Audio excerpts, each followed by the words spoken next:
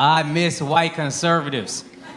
I would much rather a Trump supporter tell me to go back to India than a Hillary supporter tell me she just got back from India.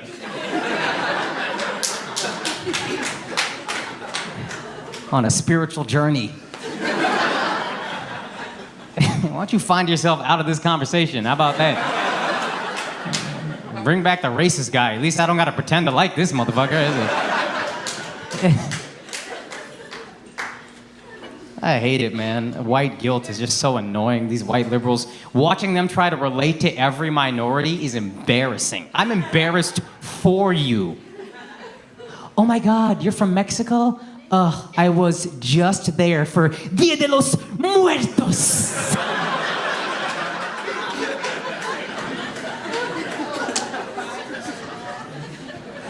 Oh my God, I always get, oh my God, you're Indian? Oh, I just love Indian food.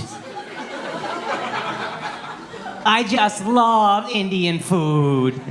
Let me tell you something. No, you don't. All right, that stuff at the restaurants is not Indian food. That's Indian cuisine. White liberals frequently exhibit a performative empathy that might seem more racist than outright prejudice. Unlike conservatives who are straightforward, liberals might inadvertently condescend by superficially trying to relate to minority experiences. Like, do you think that...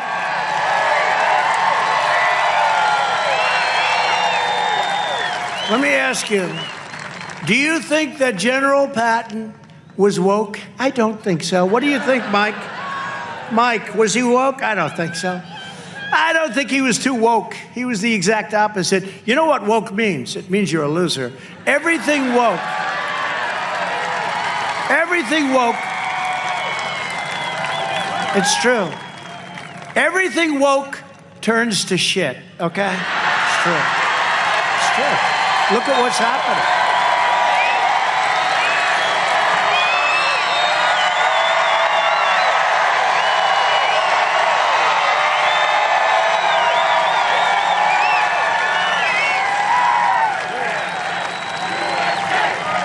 Trump compared this with historical figures like General Patton, asserting they were not woke.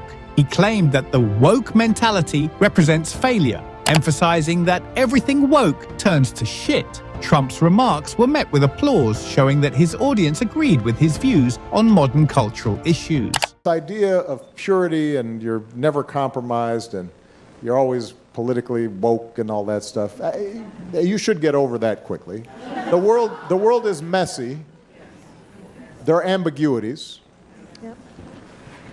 People who do really good stuff have flaws. Right. People who you are fighting may love their kids and, you know, share certain things with you. And I think that one danger I see among young people, particularly on college campuses, Malia and I talk about this. Yara goes to school with my daughter. But I do get a sense sometimes now among certain young people, and this is accelerated by social media, there is this sense sometimes of the way of me making change is to be as judgmental as possible about other people. And that's enough. Like if I tweet or hashtag about how you didn't do something right or used the wrong verb, or then I can sit back and feel pretty good about myself. Because, man, you see how woke I was? I called you out. Let me get on TV, watch my show, watch Grownish. You know, that's not activism. That's not bringing about change. You know, if all you're doing is casting stones, you know, you're probably not going to get that far. That's easy to do. Barack Obama critiques the woke call-out culture, stressing that activism demands more than mere judgment and social media activity. He contends that the world is complex, with people possessing both virtues and flaws. Genuine activism involves understanding these complexities and striving for significant change, rather than simply calling out others online. Of the equality of the sexes. Very interestingly, when I looked it up in the Oxford Dictionary, it says you should pronounce it feminism, which seems to have gone out of fashion. And I think that's Mutaz's... Well, that was before even I was born. But I think that's Mutaz's point, that words evolve, and actually what you're saying about a dictionary definition is all perfectly fair and true, but Mutaz's point is absolutely spot on. It has become a political advocacy of something. I'm all in favour, strongly in favour, of equality before the law. I think it is the most fundamental principle of British law. But that doesn't mean that I believe that there is equality of all genders. I don't actually think there are more than two genders anyway. And this judge is on about there being a whole slew of genders. That's very odd, isn't it? This judge is... I didn't catch that. He said that his definition of feminism, or as we're all now going to pronounce it, feminism, is that it relates to all genders. Now, once you say all genders, all implies more than two. It's only both genders, isn't it? We would say... I mean, I'm delighted we're having a discussion about the correct use of English, but it's both genders. Now, actually, you're a feminist. How many genders do you believe in?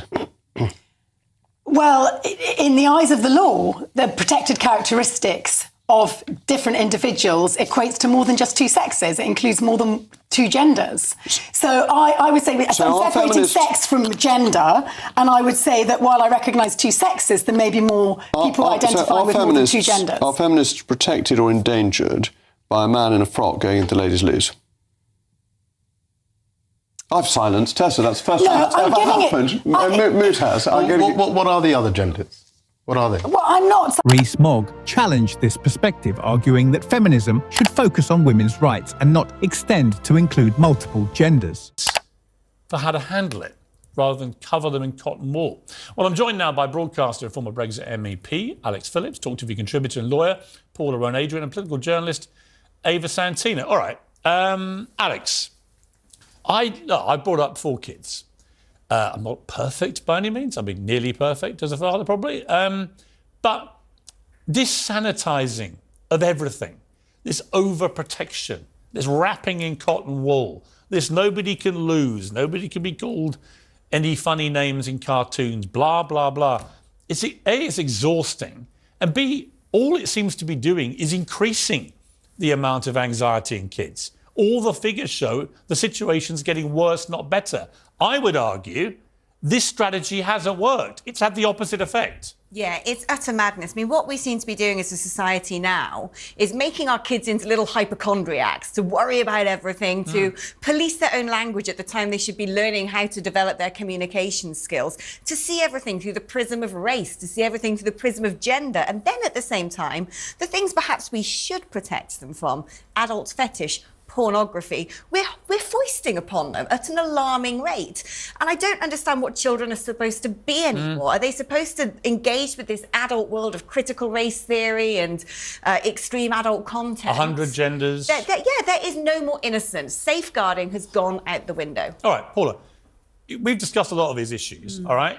And I get that some kids are anxious. I've met quite a few kids who have a lot of anxiety problems. I think a lot of it is social media driven. I think a lot of it is dopamine driven, that they're exposed through social media to a constant barrage of imagery from wars and other things which we simply would never have seen when I was a kid. So I think that cannot be overlooked, this constant sensory overload impacting negatively. And yet all the statistics will show young people, if they're calmly explained, there's never been a better time to be... Piers Morgan asserts that this kind of censorship leads to an unrealistic and overly sanitised view of reality, increasing children's anxiety.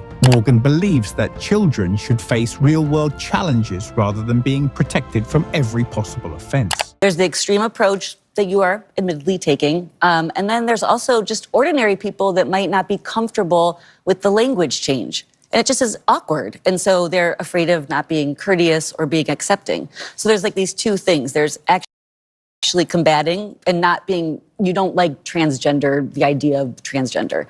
That's different than pronouns. But then just for most people, it's just feeling a little bit awkward and unsure and not wanting to hurt or offend somebody. Well, why is it important for educators to teach about gender identity, gender presentation, and pronouns? Why do you think that's important? Because there is a difference. There is biological sex, and a lot of times people are conflating sex and gender. So there's biological sex, and then there's gender, and that's a social construct in the sense that just because you're born biologically a female doesn't mean you automatically want to vacuum, for instance, which is usually a feminine activity or conflated that way. And so it's this idea of giving children in age-appropriate ways an understanding that these things aren't set in stone. Gender identity is not tied to biology. You say that gender's not set in stone. It's not. What do you mean?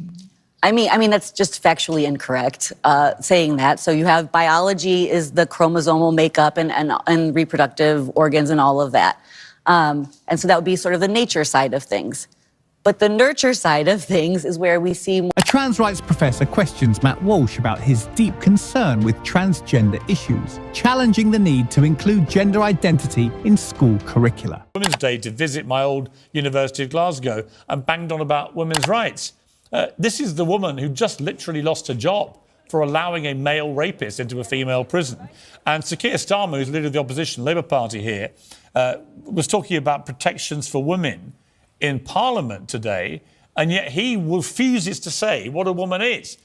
Where are we with this? How has it come that leaders of parties in countries like the UK, and we see a lot of it in America as well, just won't say what a woman is? Well, first of all, I have to apologize to you because all of this wokeness originates here in the United States of America, and then we export it to you in the UK. Yes, you're to blame. So we started this really in America. Yes, we are. You know, the wokeness starts here, and then it, of course, moves over, and now you guys have to deal with it. The world has to deal with it. But I say this, I'm proud to celebrate International Women's Day because I know what a woman is. So I would say if you don't know what a woman is, you don't get to celebrate it. You don't get to pretend to be a feminist when it's helpful to you or helpful to your political narrative. You have to be able to define what a woman is. This is all a farce. They are seeking to erase women, and this is the radical rainbow mafia, as I call it. This is not your average LGBT activist. This is the rainbow mafia section of that radical LGBTQ movement that has made women less than, and then has elevated all of this transgenderism and all of this pick your gender, identify as potato. They have hijacked the women's rights movement, the feminist movement, and actual feminists should be really pissed off about it. Well, as a feminist, I am. I recently interviewed Angelica, the Prime Minister, Rishi Sunak, and I asked him this question, which seems to stump many other leaders. Here's the clip. In a heated discussion about gender identity, Piers Morgan mocks the concept of unrestricted self-identification by humorously claiming he could identify as a black lesbian. Let me just start with this whole thing about woke. We all know what woke means. Being woke means never having to say you're sorry. Woke means never letting anyone say they're sorry. Woke is racist. Big woke means equity, diversification, gender, and racial disparities. This wokeness that's happening at Madison's house and Jefferson's house, where all they do is talk about slavery. Wokeism is about murdering fun. You know what woke means? It means you're a loser. Woke madness, now it's drag queens and children and church. The woke is the new religion of the left. The new hip woke is to not like the Jews. What does it mean to be woke? I don't know what the definition of woke so much is. I do know that I think most people don't want to be lectured by companies. Get paint. It's taken 6 weeks to get a sample. It's terrible. We used to get it in 2 weeks. What do you attribute a lot of this to? Woke. Conservatives often find it difficult to define woke, frequently presenting it as an ideology that promotes racial and gender equality at the cost of traditional values. They argue that woke culture is divisive, joyless, and imposes unwanted moralizing, particularly in sectors like education and media, resulting in societal polarization. Abortions after a woman has been pregnant for 6 weeks is not a return to the Dark Ages. What's your answer? My answer is something called science. Human life exists at conception. It ought to be protected. Now, back to my question to you. You purport to be an objective journalist. BBC purports to be an objective down-the-middle network. It obviously is not. It never has been. And you as a journalist are proceeding to call one side of the political aisle ignorant, barbaric, and sending us back to the Dark Ages. Why don't you just say that you're on the left? Is this so hard for you? Why can't you just be honest? Mr. Seriously, Shapiro, it's a serious question. Mr. Shapiro, if you only knew how ridiculous that statement is, you wouldn't have said it. I just asked you a question. And I asked you a question. You failed to answer a single one of mine. Frankly, I find this whole thing a waste of time. If you want to read the book and critique the book, why don't you read and critique the book? If you want to critique me, you can think whatever you want of me. Why don't you frankly, just try and I don't answer care. the I don't frankly give a damn what you think of me since I've never heard of you. And I've never heard of you until I briefed myself for this. But that's not the issue. You have a Then new why the hell book are you out, interviewing and me, sir? it's an interesting book. But my point is, your book claims that Well, it'd be society... nice if you would quote it from time to time. Your book is... Well, actually, I've done so several times, and I'm about to do so again, if you would let me just finish the question. Your book frankly, I don't claims think that society honestly, is turning its back sir, on Judeo-Christian values. Yeah, What are those values?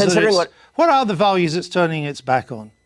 I'm not inclined to continue an interview with a person as badly motivated as you as an interviewer. So I think we're done here. I appreciate your time, sir. All right. Thank you so much. Thank you for your time and for showing that anger is not part of American political discourse. Now, Mr. Shapiro, we'll see. Andrew Neil challenged Ben Shapiro on his position regarding abortion limitations. Neil questioned Shapiro's assertion that a 6-week abortion ban isn't a setback, pushing him to address perceived biases at the BBC and the arguments in his book about society diverging from Judeo-Christian values. What were some of the things you were told about men while growing up?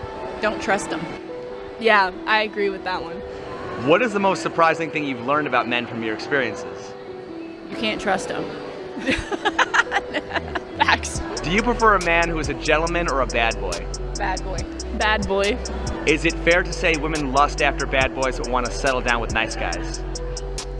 Yeah. If you happen to be looking for a quality man, where would you expect to find one? A quality man? Church. Yes, that's... When was the last time you went to church?